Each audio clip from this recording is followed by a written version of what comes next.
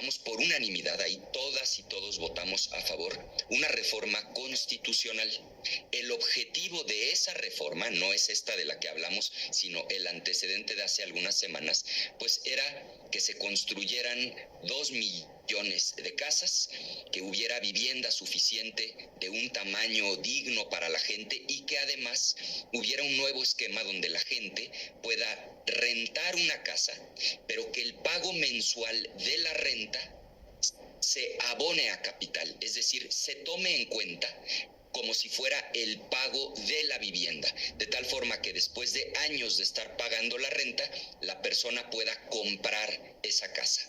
El problema es que esta reforma, esta última a la que nos estamos refiriendo, que ya no es la reforma constitucional, sino una reforma legal, pues nada tiene que ver con eso. Y por eso nos hemos opuesto de manera rotunda. Tiene 2 aspectos, Carmen, que son verdaderamente preocupantes. El primero es el de fondo. Modifican el artículo 42 de la ley para permitirle al gobierno utilizar los recursos que están bajo su administración. ¿Qué significa esto?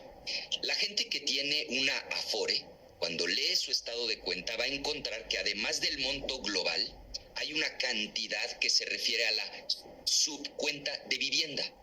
Ese es dinero de la gente, de la trabajadora, del trabajador que ha venido cotizando por años ante el Infonavit, que le retienen parte de su sueldo, el patrón aporta también una cantidad y eso se va acumulando.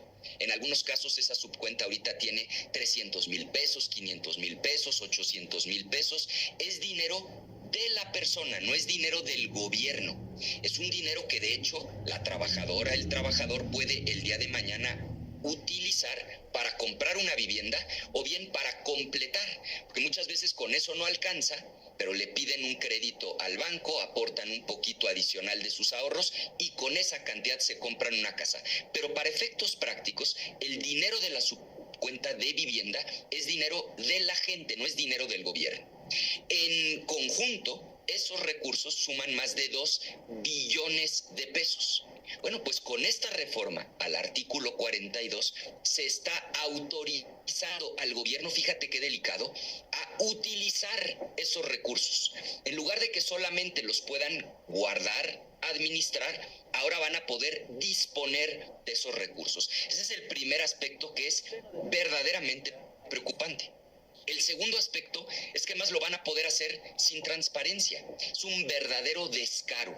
Si tú lees el artículo 17, ahí vas a encontrar cómo estaba y cómo pretenden ellos integrar ni más ni menos que la Comisión de Vigilancia, que justamente lo que hace es vigilar que no se vayan a robar el dinero.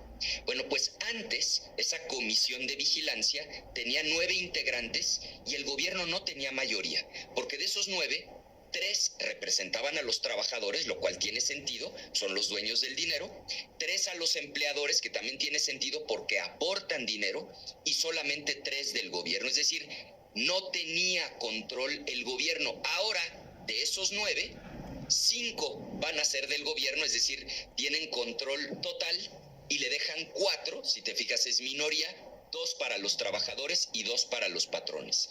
Y esto lo repiten en el artículo 18 bis con el comité de auditoría.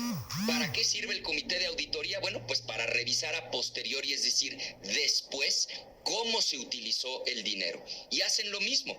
Antes eran 1 de los trabajadores, 1 de los patrones y 1 del gobierno, y ahora son 3 del gobierno, con eso ya tienen mayoría, y solo le dejan 1 a los trabajadores y 1 a los empleadores. Y por si esto fuera poco, te vas al 25 bis y hacen otra vez lo mismo.